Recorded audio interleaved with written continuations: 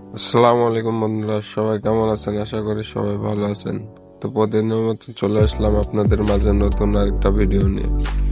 আজকে বিকালবেলা আমি লাগছি আমাদের বেদানা গাছ গুজা দেওয়ার জন্য। তো প্রথমে টব ভরার পরে আমি সকালে পানি দিয়ে রাখছিলাম এবং বিকেলে এসে তাতে ফুটা কাটতেছি। এবং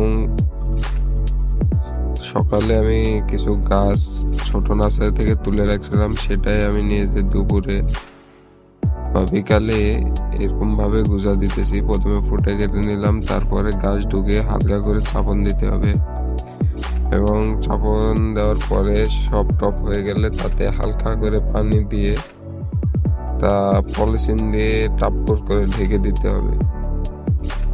তো এরকম প্রযুক্তি জানতে অবশ্যই আমাদের পেজে ফলো রাখবেন, অবশ্যই লাইক, শেয়ার, কমেন্ট এবং ফলো করবেন।